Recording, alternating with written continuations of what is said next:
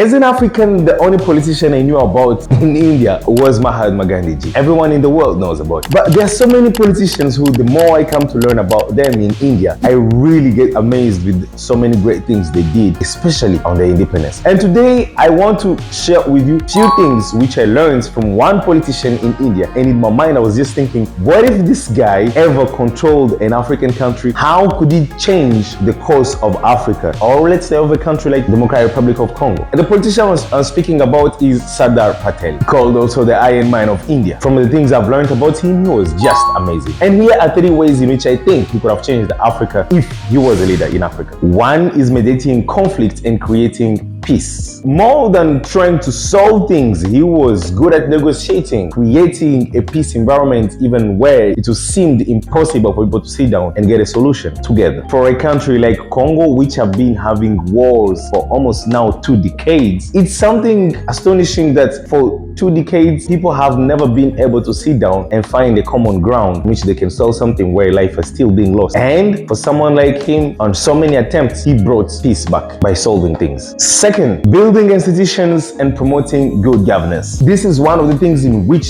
you could literally see in the work of Sardar Patel by creating more institutions which will create high-skilled people and high-skilled people who will bring a good governance. And if this was practiced also in Africa, we couldn't have the lack of intellectual in politics, highly skilled people in every area of the country, that Africa couldn't rely only on skills from outside in order for them to do everything in the country. Promoting economic cooperation. This is something which is really beautiful about how India really saw it earlier by cooperating inside, first of all, in having a good and stable economy, facilitating things inside and also with outside countries. Africa seriously failed at. Today, it's very hard to trade in between countries in Africa comparatively to how it is to trade with countries outside of Africa. If there was an economic collaboration in Africa, it could have made Africa to be way better than how it is today, which is one of the things which, again, Sardar Patel worked on. But in all, one of the things which astonished me so much about how he made India to be, it was the spirit of unity which he included so much in Indians. Today, from outside, we think that India is all similar. Everyone is the same in India, but there's so many states with completely different cultures, completely different languages from one to another, and still in all that, they all live beautifully under the umbrella of